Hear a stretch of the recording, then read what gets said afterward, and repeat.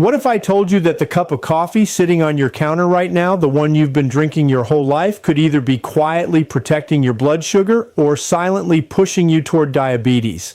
Not a supplement, not a prescription, not some exotic superfood you've never heard of, just coffee. Here's the thing most people over 60 don't realize. Coffee isn't the problem. It's never been the problem. The problem is the when, the how, and the what you're putting in it. And today, I'm going to show you exactly what the latest science says, because this isn't just my opinion. Researchers from some of the world's top medical institutions have spent years studying the relationship between coffee and blood sugar in older adults specifically. The findings are remarkable, and almost nobody is talking about them the right way. I'm Dr. Ken Berry, and if you're here for the first time, this channel is about one thing: giving you the real, clear, science-backed information. And in this video, I'm going to walk you through the 3 coffee habits that are unknowingly spiking your glucose every single day. And then I'm going to show you the exact coffee routine that can help your body regulate blood sugar more effectively starting tomorrow morning. Stay with me until the end, because the last habit I share, the one about a specific 20-minute window before your meals, completely changed how I counsel my patients. It's that powerful. The big picture, why this matters for seniors. Before we get into the coffee specifics, I need you to understand something that your doctor may not have said to you directly. After age 60, your body's ability to manage blood sugar changes, not because you did anything wrong, it's biology. Here's what happens.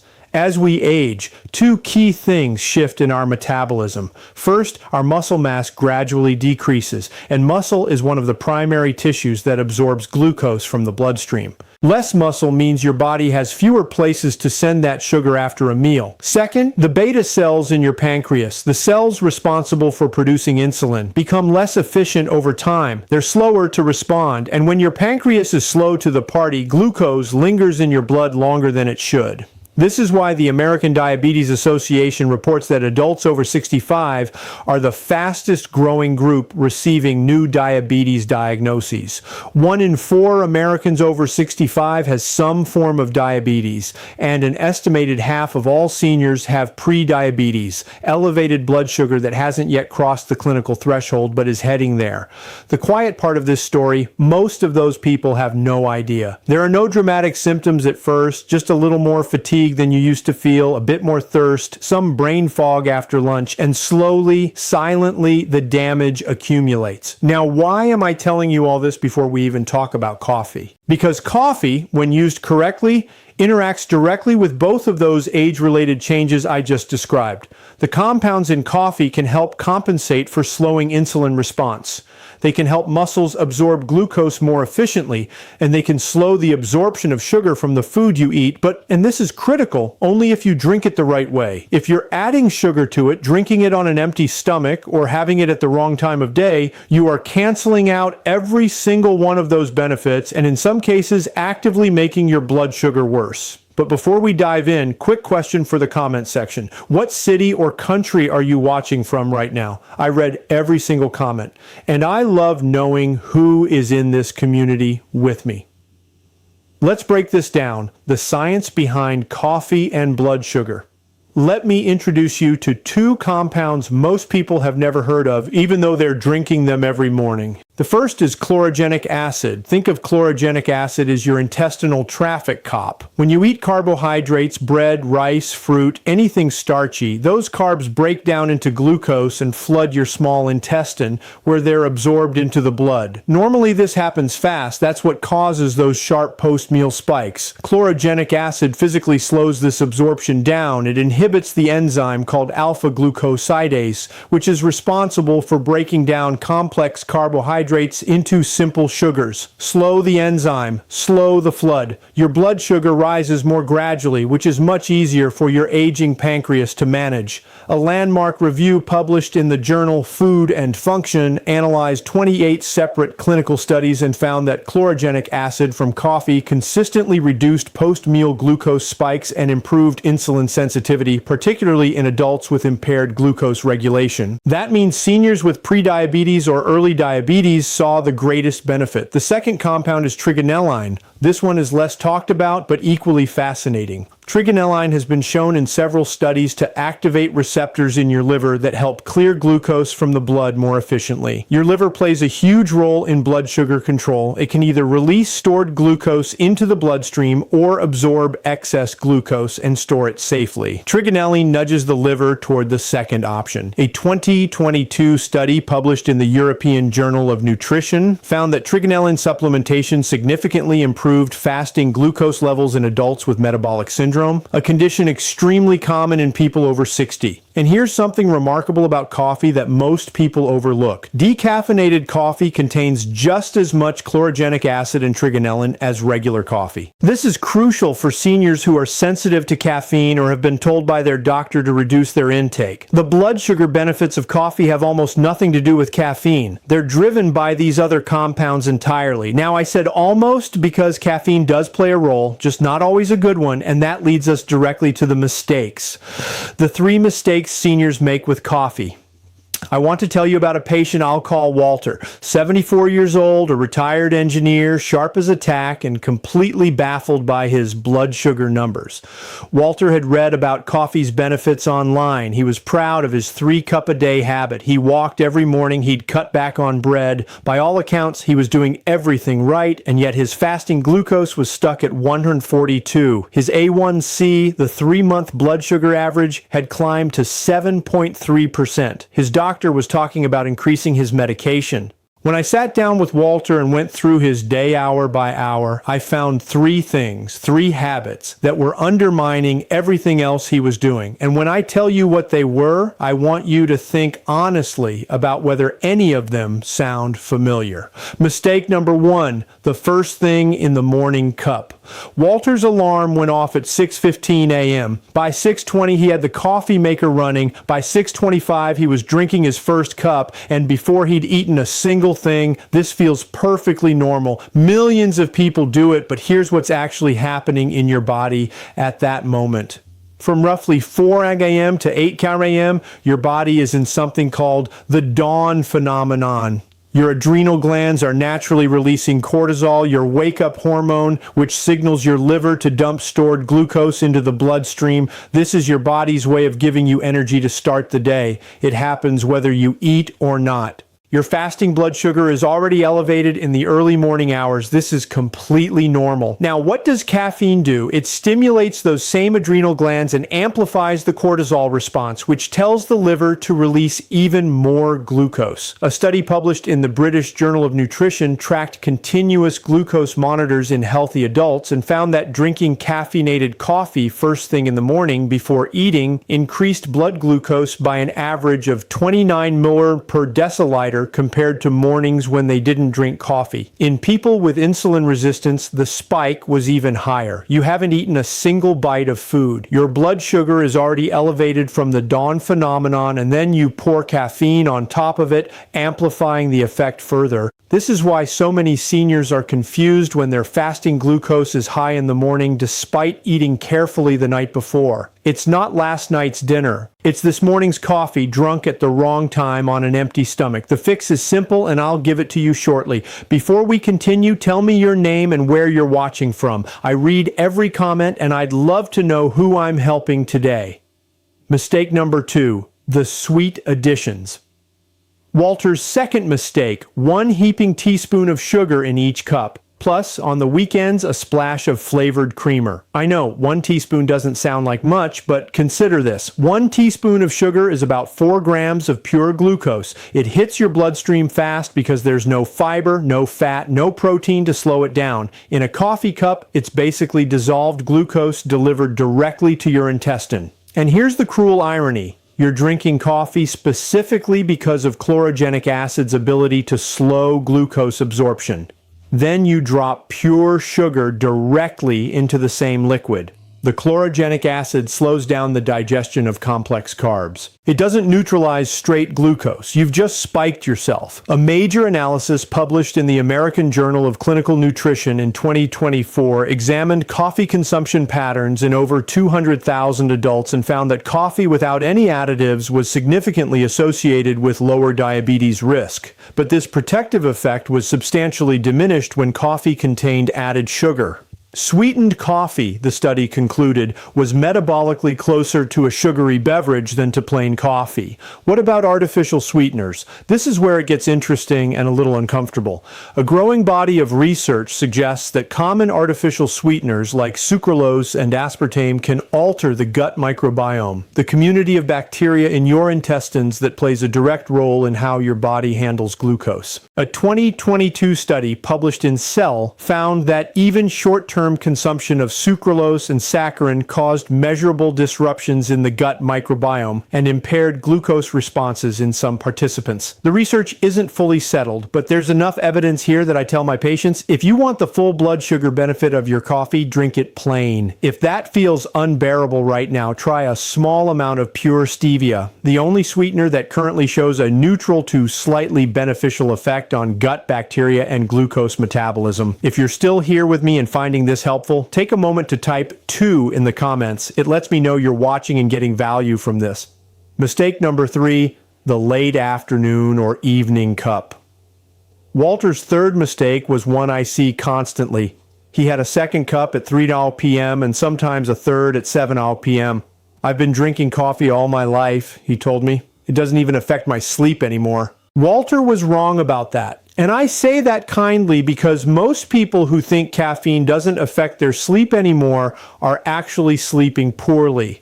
They just can't remember what good sleep feels like. Here's the biology. Caffeine's half-life in your body is between 5 and 7 hours, but here's what most people don't know. As we age, our liver enzymes that metabolize caffeine become less efficient.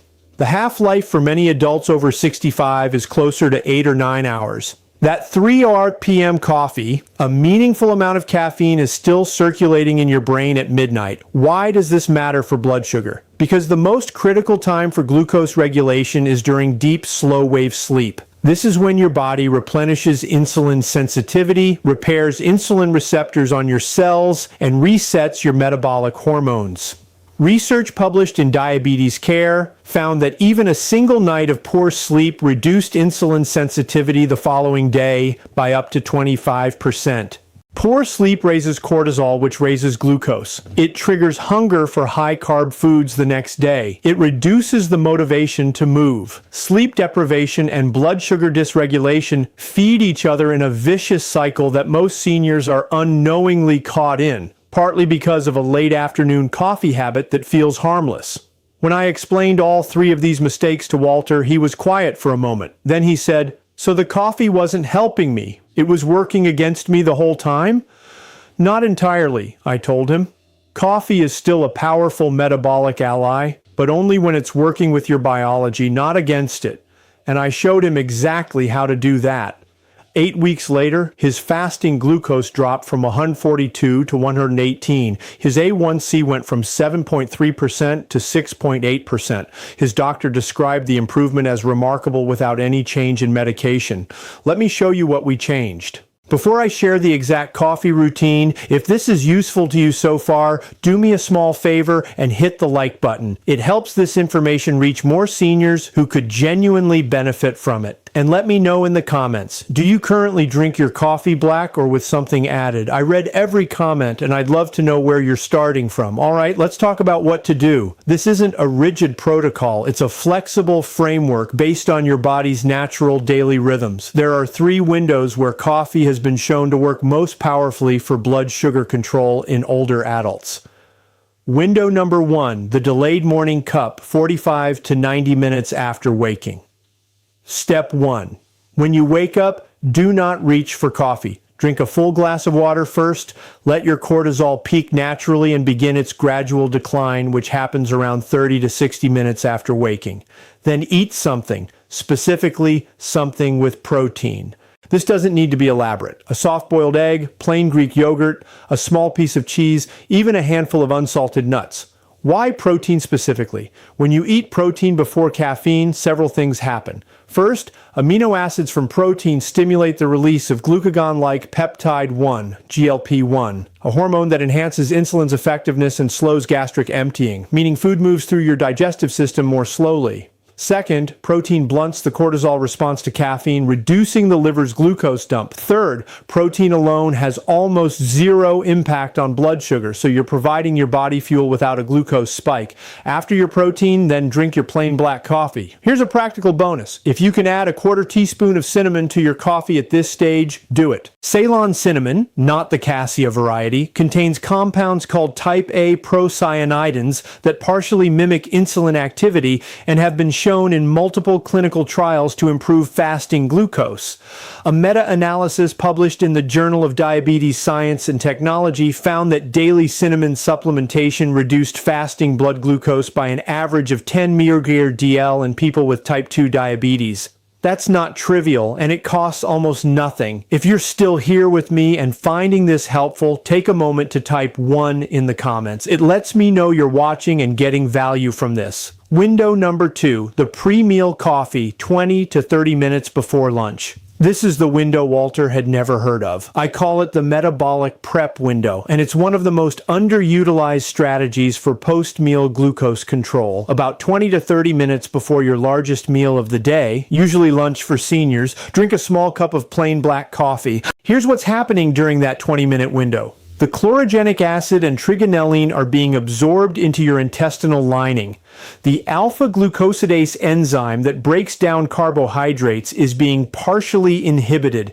Your liver is being primed to manage incoming glucose more efficiently. Then, when you eat your lunch, you're eating into a primed metabolic environment. A clinical study conducted at the University of Guelph found that consuming coffee 30 minutes before a high-carbohydrate meal significantly reduced the 2-hour post-meal glucose area under the curve, a precise measure of how much your blood sugar spikes and for how long compared to drinking no coffee or drinking coffee with the meal. The timing matters. Coffee during the meal or after. It doesn't produce the same effect. It's the pre-meal window that allows the protective compounds to position themselves before the glucose arrives. Window number 3, the post-exercise cup. This one requires a little lifestyle context, but I want to share it because it represents a genuinely powerful synergy that most people have never heard of. If you do any form of physical activity, a 20-minute walk, a gentle swim, some light stretching with resistance, there is a specific window immediately after exercise where your muscles are metabolically hungry. During and after exercise, your muscle cells open glucose transporters called GLUT4. These are essentially doors in the cell membrane that allow glucose to enter without requiring insulin. It's one of the most powerful natural mechanisms for clearing glucose from the blood that exists in the human body. Research from the University of Bath found that drinking a moderate amount of caffeinated coffee immediately after exercise enhanced this GLUT4 activity, essentially extending the muscle's glucose-absorbing window by an additional 30 to 45 minutes. So for seniors who walk in the morning or afternoon, have your post-exercise coffee within 30 minutes of finishing your activity. Drink it plain. Your muscles will use the caffeine to absorb glucose more efficiently with or without insulin involvement. This combination of movement plus post-exercise coffee is frankly one of the most blood sugar-friendly habits I know of. And it costs nothing. I want to tell you about one more patient before we wrap up because I think her story is the one that will stick with you.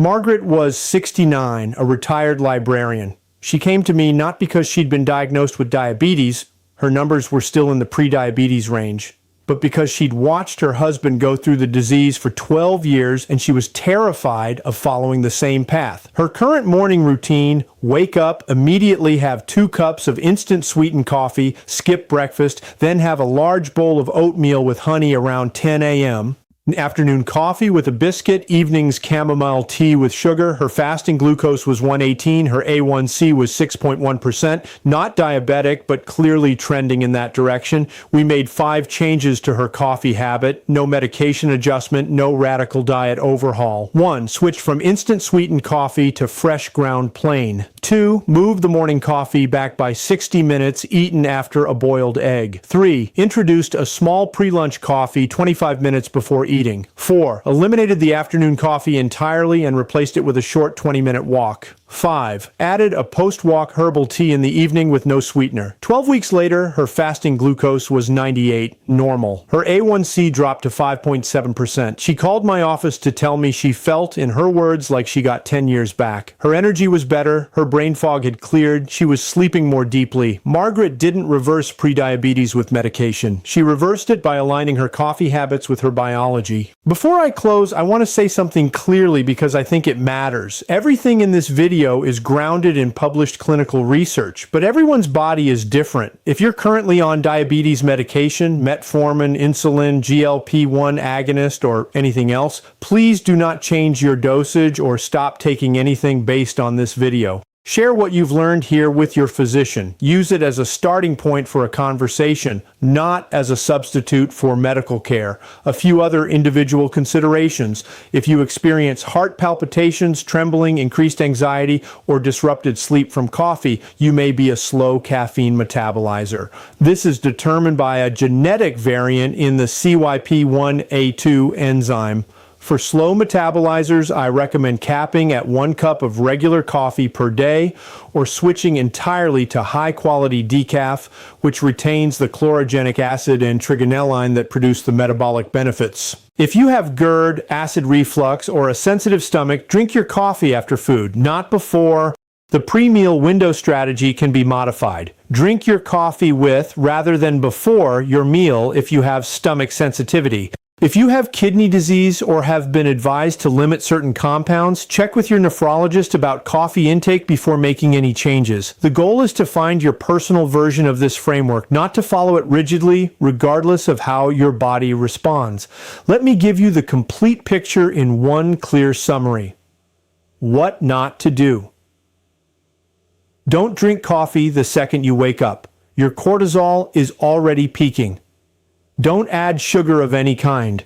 You're canceling the protective effect of chlorogenic acid. Don't use artificial sweeteners if you can avoid them. Use a small amount of pure stevia if you need sweetness. Don't drink coffee after 2 p.m. if your sleep is compromised. Don't rely on instant or sachet coffee. Choose fresh ground when possible. What to do?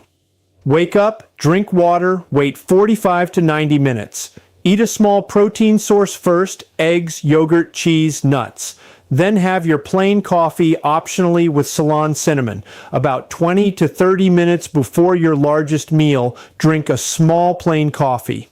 If you exercise, drink a plain coffee within 30 minutes of finishing. Keep it to 2 to 4 cups maximum per day. That's it. No supplements, no special purchases, no dramatic lifestyle overhaul, just coffee used intelligently, timed strategically, kept clean.